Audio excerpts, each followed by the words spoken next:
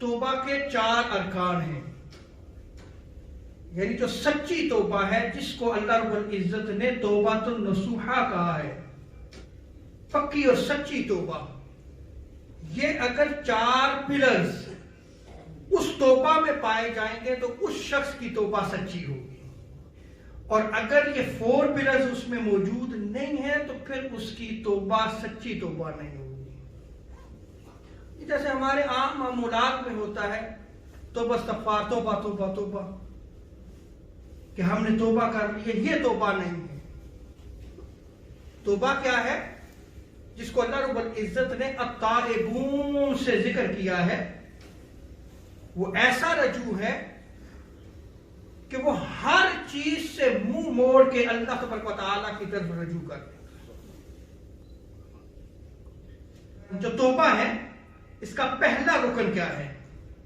اس یہ سمجھیے گا کہ جو اس سے زندگی میں گناہ سرزد ہوا، جو معصیت اس سے ہوئی، وہ اس پہ نادم ہو۔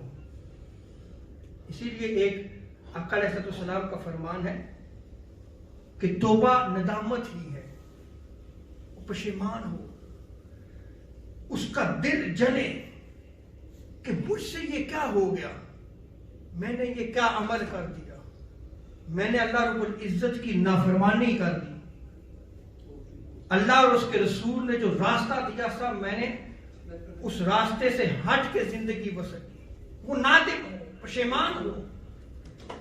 یہ پہلا رکن ہے توبہ۔ دوسرا رکن توبہ کا یہ ہے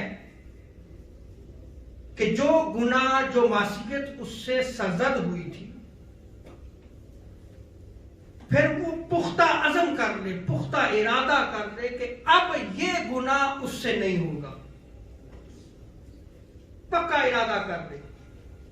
اب اس چیز کو انڈرسٹینڈ کیجئے گا کہ اگر آپ کوئی گناہ کر لیتے ہیں اور آپ تائب ہونا چاہتے ہیں، آپ پشیمان بھی ہوتے ہیں، لیکن پختہ ارادہ نہیں کرتے کہ جو گناہ زندگی میں سرزد ہوا تھا اس کو چھوڑنے کا پکا عزم نہیں ہوتا آپ کے پاس، اور پھر دوبارہ کر بیٹھتے ہیں، تو پھر آپ کی توبہ جو ہے وہ سچی توبہ نہیں۔ آپ عزم پکا کریں، ارادہ پکا ہو کہ یہ گناہ سرزد نہیں ہوگا، اور پھر اگر جو گناہ اس سے سرزد ہوا ہے وہ اس کی تلافی کرے۔ اچھا، یہ یاد رکھ لیں کہ ہمارے ہاں گناہ کا تصور صرف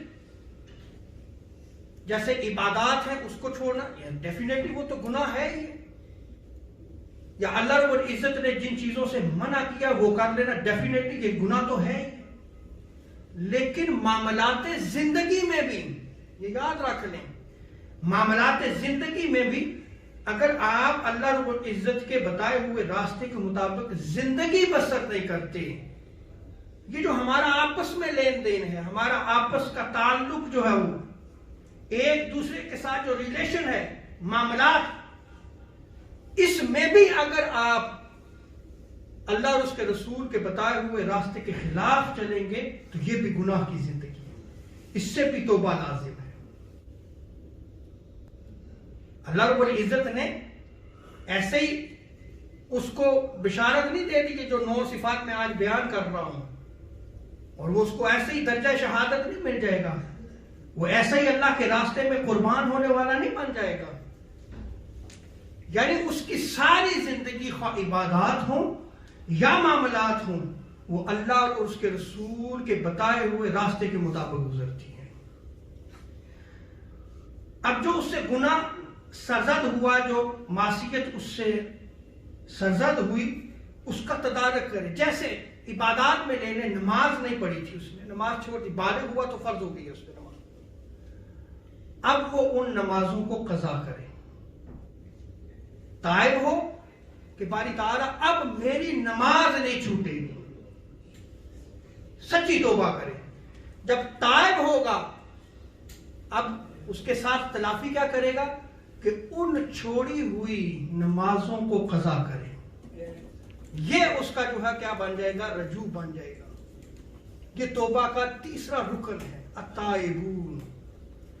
اور اسی طرح اگر کسی کی اس نے غیبت کی تھی، اب معاملات میں آ گئے، غیبت کی تھی، بیک بائٹنگ کی تھی، اب جس کی اس نے بیک بائٹنگ کی تھی اس سے جا کے معافی طلب کرے کہ مجھے معاف کر دو، میں نے آپ کی فلاں وقت فلاں دن غیبت کی تھی. آج ہے جرأت یہ کرنے کی؟ آج ہے، ہم کر سکتے ہیں. اللہ ماشاءاللہ ہماری اکثر زندگی تو بسر ہی اس غیبت اور چغلی میں ہو رہی ہے. تو کیا ہماری زندگی قرآن کے بتائے ہوئے اصولوں کے مطابق گزر رہی ہے؟ التائبون، توبہ کرنے والے ہو جاؤ، تائب ہو جاؤ.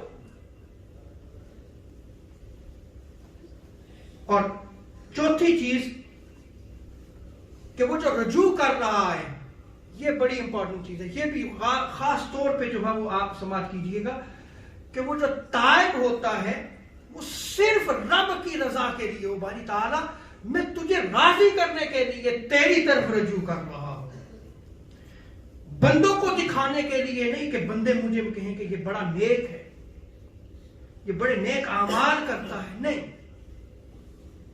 یا اپنے آپ کو اتنا عبادت گزار تصور کرے کہ لوگوں کی توہین اور مذمت کرے، نہیں ہے، یہ نہیں ہونا چاہیے. بلکہ کیا ہے، وہ اللہ کے حضور عجز و انکساری کرتا رہے، اس کے حضور جو ہے وہ رکوع و سجدہ کرتا رہے، اور وہ زندگی میں اللہ اور اس کے رسول کے بتائے ہوئے راستے کے مطابق جو ہے وہ زندگی بسر کرے. لیکن کس لیے؟ رب کی رضا کے لیے. کسی اور کی خوشنودی کے لیے جو ہے وہ اس کی زندگی بسر نہ ہو.